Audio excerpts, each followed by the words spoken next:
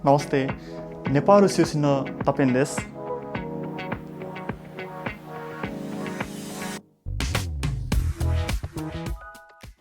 मलाई चाहिँ फोरम जोहो अकादमी सेमङ्गाको आएर चाहिँ एकदम राम्रो लागेको कुरा भनेको चाहिँ यहाँ चाहिँ पढाइ मात्रै नभएर एक्स्ट्रा स्किल्सहरू पनि सिकाउने गरिन्छ र यो चाहिँ इन्टरनेसनल स्टुडेन्टहरूलाई चाहिँ एकदम राम्रो सपोर्ट दिने भएकोले चाहिँ एकदम राम्रो गाइडेन्स गर्नुहुन्छ। त्यो चाहिँ मलाई एकदम यहाँ आएर चाहिँ एकदमै राम्रो लाग्यो।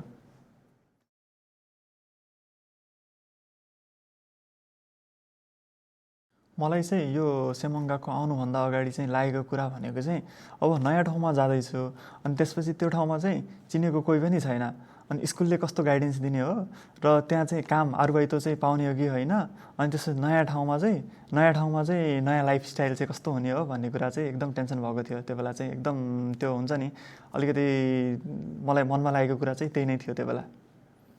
मलाई चाहिँ पर्सनल्ली यो गएकोमा चाहिँ आइसके पछाडि यहाँ चाहिँ अब हुन्छ नि अब यहाँको टिचरहरू चाहिँ एकदम हेल्पफुल हुनुहुन्छ, त्यो चाहिँ राम्रो लाग्यो। अनि त्यसपछि तपाईँको भन्नाले डेली लाइफमा चाहिँ केही समस्याहरू आयो के आयो भने चाहिँ एकदम राम्रो गाइडेन्स दिनुहुन्छ, त्यो पनि राम्रो लाग्यो होइन।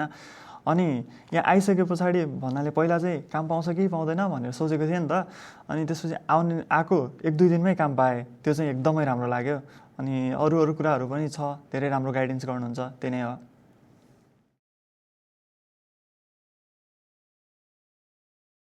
अब नयाँ आउने चाहिँ अब फोरम जोहो एकाडेमी सेमङ्गाकोमा नयाँ आउने स्टुडेन्टहरूलाई चाहिँ आउन चाहने स्टुडेन्टहरूलाई चाहिँ म चाहिँ के भन्न चाहन्छु भने चाहिँ फर्स्टमा चाहिँ तपाईँहरूलाई चाहिँ के लाग्न सक्छ भन्दाखेरि चाहिँ अलिक चिन्ता डर लाग्न सक्छ होइन, यति टाढा छ भन्ने कुरा चाहिँ लाग्न सक्छ होइन।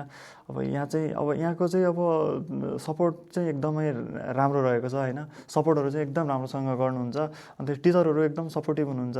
अनि अहिलेदेखि नै केही कुरा नबुझ्नु भयो भने चाहिँ सोध्न सक्नुहुन्छ, सोधेर शोधन गरेर चाहिँ आउन सक्नुहुन्छ होइन। आउँदाखेरि त त्यही हो अब एकदम च्यालेन्ज गरेर आउन सक्नुहुन्छ, च्यालेन्ज गर्दा राम्रै हुन्छ होइन। च्यालेन्ज गरेर आउनुभयो, सबै गर्नुभयो, सपोर्टहरू सबै राम्रो नै छ होइन। त्यही भएर म चाहिँ च्यालेन्ज गरेर आउनुहोस् नै भन्न चाहन्छु, त्यही नै हो। अब हामी तपाईँलाई पर्खिरहेका नै छौँ।